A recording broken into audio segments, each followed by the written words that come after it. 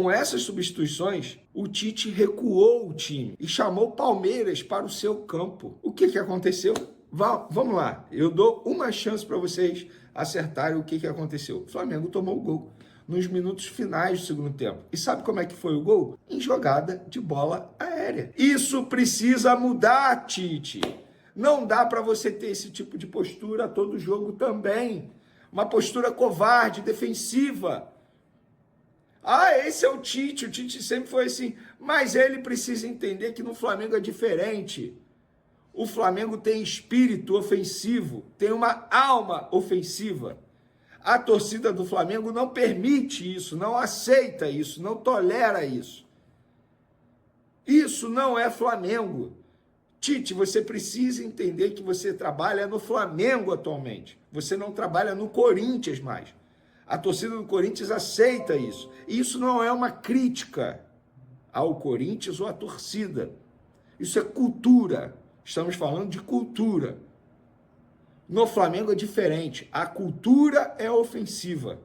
Treinador com esse tipo de pensamento e metodologia não vai longe no Flamengo. É muito difícil ver o Flamengo perder com o Tite. A verdade é essa.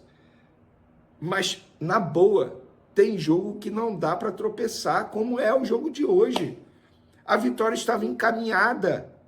Encaminhada. Para que recuar tanto o time desse jeito e chamar o Palmeiras para o seu campo de defesa? E como e por que o Flamengo toma tantos gols de bola aérea defensiva? Não dá para ser assim. Um time que quer ser campeão não pode sofrer tanto assim. O Bolívar trabalha muito bem esse tipo de jogada. Abre o olho, Tite. Está colocando em risco os títulos. Isso é óbvio. Eu penso o seguinte, esse tropeço bota na conta do Tite. A verdade é essa. Ele, novamente, recuou a equipe com uma vitória encaminhada, chamando o adversário para o seu campo de defesa. Dito e feito. E eu vou repetir o que a Renata já contou pra gente aqui. Faz 5 anos, não faz 5 dias, faz 5 anos que a atual ferramenta tem uma margem de erro de 30 centímetros. Então, quando eles ficam marcando impedimento, validando gol ou invalidando por causa de uma unha, a margem de erro é de 30 centímetros. Não é pouca coisa. Essa unha vai entrar na feijoada, viu? Que eu falo de um pezinho, um joelhinho, um pescocinho. Pode ser uma unha. Mas, Renata, antes da questão do impedimento, a principal polêmica, ou a principal reclamação do Abel é da não expulsão do Pulgar. Boa noite, Bruno, Zé, Mauro, craquezinho, fã de esporte. É aquilo que você falou, eu acho que eu falo aqui, quem me acompanha há anos, que a arbitragem é um problema sério hoje. E não é só no Brasil, é no mundo. A gente vê falta de entendimento de jogo, a gente vê falta de entendimento de futebol. E para mim, no Brasil, tá pior. E aí você tem um lance que realmente para mim é polêmico. E eu acho esse lance muito interessante, né, Bruno? A gente assistindo o jogo na redação, falei com você, falei com o Zé desse lance. O Pulgar, ele tem a bola. E aí ele dá aquele tapa na bola. O Richard Rios vem no corpo dele. E para mim há uma falta, primeiro, do Richard Rios no Pulgar. Porque o Richard Rios vai só no corpo e não permite que o Pulgar prossiga no lance.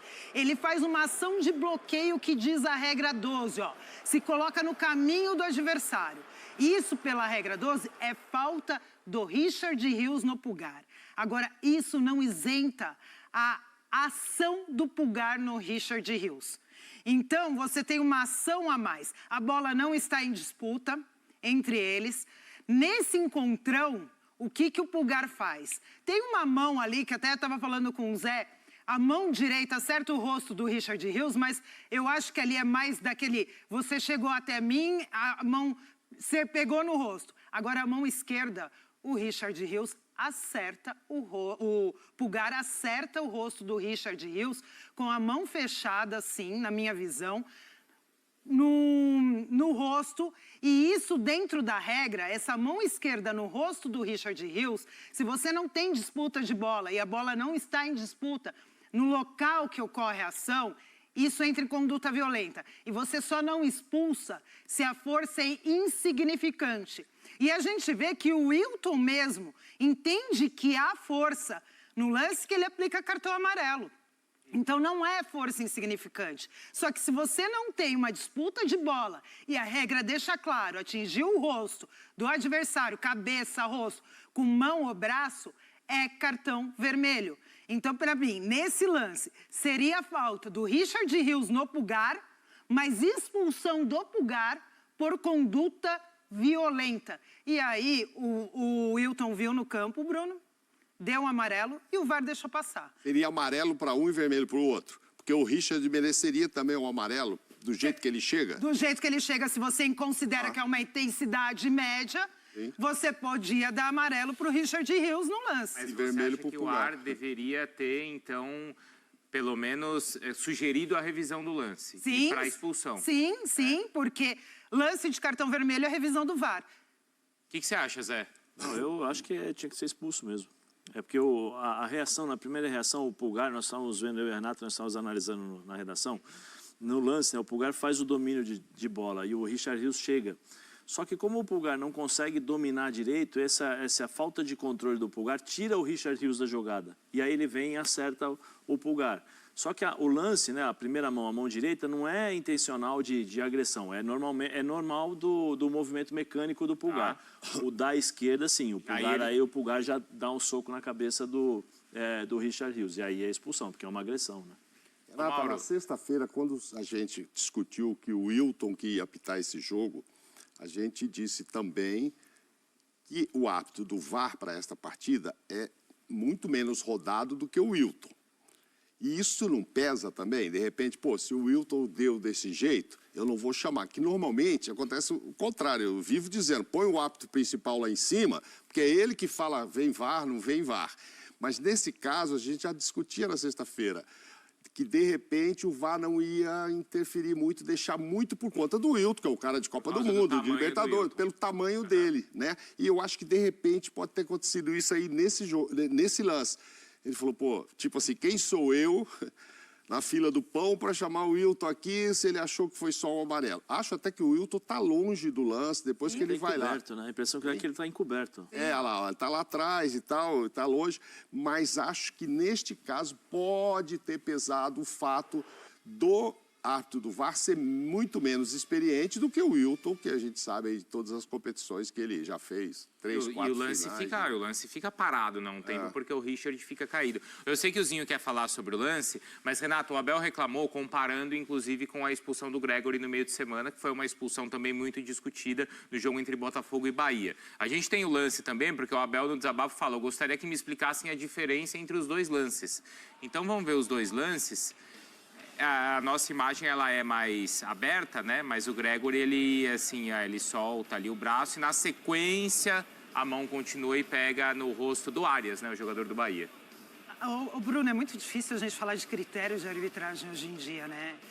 Eu falo que tá tão complicado o que a gente vê na arbitragem hoje que tem horas que a gente não consegue explicar o que a arbitragem está fazendo, o que ela está decidindo, sabe? A gente está vendo que tem problemas internos de arbitragem gigantesco, que a comissão de arbitragem ela não tem uniformidade para passar as instruções para os árbitros. E eu falo isso porque, assim, chega esse lance, aí depois dos jogos tem a reunião com os árbitros. Aí o CNM e a comissão vai lá e fala assim, olha, você acertou em expulsar o Gregory aqui. Aí mostra o lance do Richard Rios, você acertou em dar amarelo aqui. E não explica o porquê. E não entra numa regra do jogo, não tem critério de quem trabalha com os árbitros. A gente tem uma falta de critério gigantesca hoje. Você tem árbitros que estão viajando de madrugada para ir fazer jogo. Você tem falha na organização dos jogos para os árbitros, nas escalas dos jogos. Tá com problema técnico na CBF. Os árbitros estão tendo que fazer súmula na mão. Não está tendo a súmula eletrônica que a gente fazia há anos. Quer dizer, amador. É amador. Tá? O problema é isso que eu falo. Quando a gente vê tanto equívoco aqui no campo, é porque o processo está falho. E há quanto tempo, Bruno, eu estou falando que o processo está ruim, que a comissão do CNM, junto com o CNM, tem piorado a arbitragem. A gente vê árbitros bons, que pelo menos eram bons, que deixaram de render o que rendia. Então você tem um problema muito grande aí de arbitragem. Muito grande, só não vê quem não quer e nada é feito para resolver. Ozinho, a gente vai ver os lances também ali, os impedimentos, Renata. Que é outro problema que o Abel também falou, né? Falou bastante. Da nossa tecnologia. Exato, como é arcaico e é algo que você já alerta aqui desde sempre. Acontece que de lá para cá o sistema evoluiu. Não o nosso, Sim. certo? Nas outras partes do mundo o sistema evoluiu e a gente continua com o mesmo que já era defasado. Mas a gente chega lá. Eu só queria ouvir do Zinho a questão da expulsão ou não expulsão do Pulgar. O que você achou do lance, Zinho? Não, quando eu te chamei antes foi para falar do CNM, né? Que eu fui na reunião na CBF, já falei isso lá no nosso programa, né? No UFC, e como a gente está discutindo sobre esses critérios que a Renata diz, né? Você falou há 5 anos que ela fala que a nossa tecnologia é diferente, 30 centímetros, né? A margem de Renata, erro. que você diz que tem E eu fui fazer uma pergunta para ele sobre esse traçar da linha, né? E ele foi até um pouco indelicado comigo, que não deixou nem eu terminar a pergunta, né? Já foi me cortando, dizendo que não, o que usa-se aqui é igualzinho que se usa na Premier League.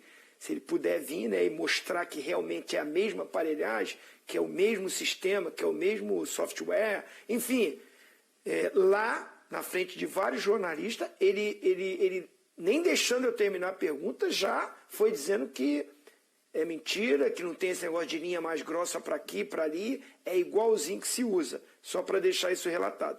Em relação às expulsões, bate naquilo para mim que o Abel fala dos critérios. Num lance no outro não é, né? No lance aí do Bahia, para o VAR, foi motivo de expulsão, de agressão. Já ali no Pulgar não chama. Se a gente for puxar o jogo do São Paulo contra o Goiás, o Calleri, para mim, em 2 momentos, ele deixa o cotovelo num zagueiro do Goiás e não é expulso. Acho que no primeiro jogo, Sim, no Morumbi. E nem chama, o VAR também não chama. Então, é esse critério. O que é para chamar, o que não é para chamar. O que eles analisam como foi um lance antijogo. Não é natural o movimento. A gente discute muito aqui, Renata, você foi excelente árbitro, eu e Zé atuamos dentro de campo também, e Bruno e Mauro são repórter há muito tempo. Quantos lances que você vê que a bola vai no alto, esse movimento mesmo que o Gregory fez, ele tem que fazer esse movimento com o braço para ganhar impulsão. Ninguém sobe com os braços para baixo. Eu não vi o cara que tem esse potencial, essa força física de ir para uma disputa com os braços para baixo, consegue pular e saltar. Faz esse movimento. Às vezes o cara não está nem olhando o cara atrás. Sim, mas sem querer também machuca, sem querer também pode... então tem que ser esse critério para todos os lances. E eu não vejo. Eu vejo que às vezes é um movimento do cara mesmo, né, para saltar. Não é que o cara está com aquela intenção mesmo de largar o braço. Diferente, esse lance do Calleri, assim, foi bem para dizer o que eu estou falando aqui. Ele não tinha necessidade nenhuma de deixar o braço como deixou. Aí a gente que foi da bola ali também, vê a intenção do jogador mesmo. Esperou, escorou, não tinha necessidade, a bola estava dominada, o cara não ia chegar, nem o adversário que vinha na frente também chegaria no lance. Então, assim, ali, para mim, é expulsão. Agora, tem outros lances que você vê que, assim, o cara só está com o movimento que é do jogo, do campo ali, que a gente sabe que o cara está dominando, o zagueiro também está chegando, né? Então, assim, para não ficar em cima do muro, eu tive dúvida nos 2 lances de expulsão. Eu daria amarelo nos 2 lances. Tanto do Gregory como desse do Pulgar. Pro Pulgar também, então, Zinho daria então cartão amarelo também nesse lance. A Renata já disse há minutos atrás por que isso acontece. É porque a comissão, a Renata disse, não pega um jogo aqui e fala assim, puxa, você acertou, e mostra para todo mundo, acertou porque aqui houve a mão assim. Então, o que acontece, Renata? fica cada um apitando pelo seu critério. E o critério do árbitro não é igual ao do outro. Sim. Tem hora que o árbitro age que nem o Zinho dá amarelo, tem outra que agiria como eu e daria vermelho pro Grego.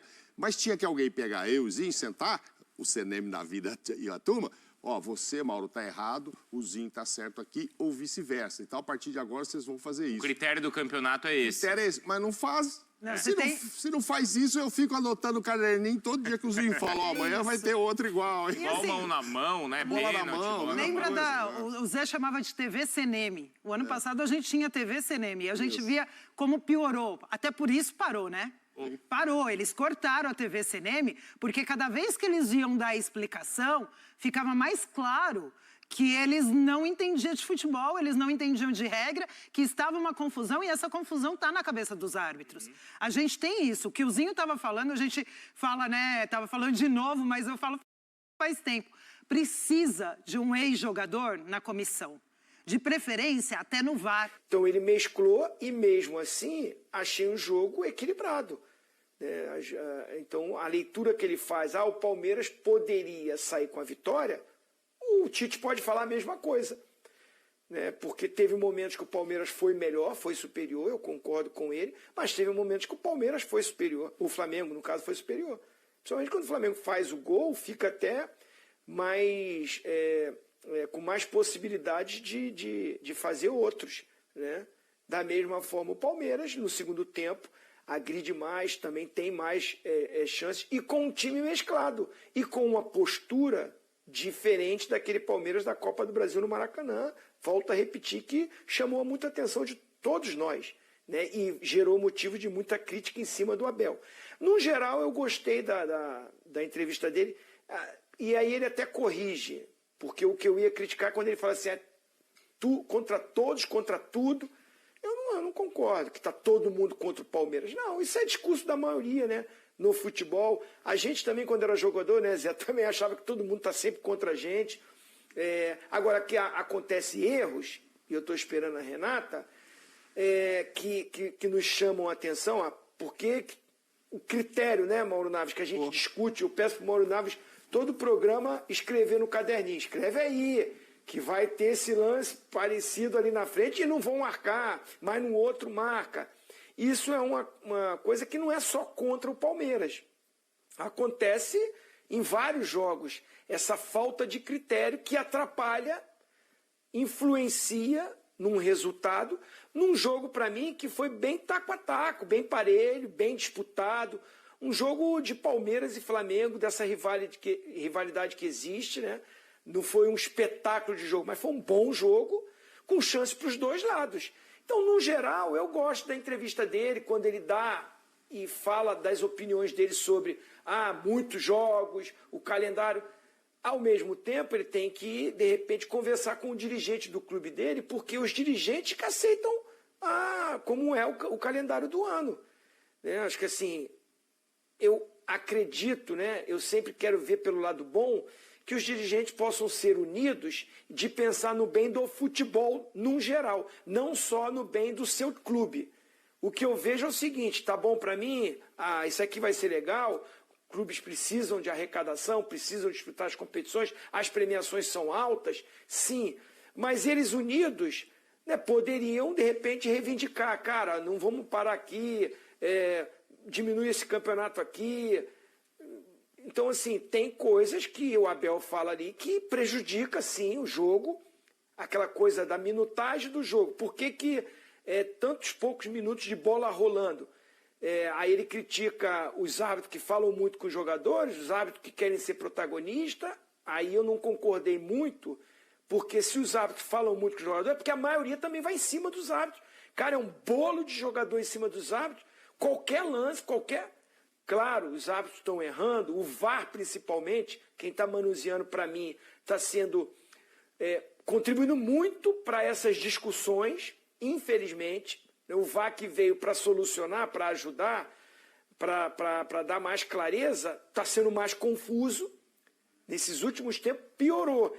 Então, há um conjunto de situações que tem coisas muito boas que ele falou, e eu concordo, e tem outras que menos, né? Que é só contra o Palmeiras, não. Acho que todo mundo tem errado e para vários times. Nação, só para confirmar para vocês, lesões confirmadas, Cebolinha rompeu o tendão de Aquiles, vai passar por uma cirurgia, vai ficar num período estimado de recuperação de 4 a 6 meses. Já o Vina, ainda não foi definido qual foi a lesão dele, mas é certo que a lesão é no joelho direito. Está sendo investigado se essa lesão afetou o ligamento do joelho. E essa confirmação do tempo de recuperação só vai ser passada após definir qual é a lesão de fato que o Vina tem. Dito isso, Cebolinha não joga mais na temporada de 2024 e o Vina também tem essa possibilidade.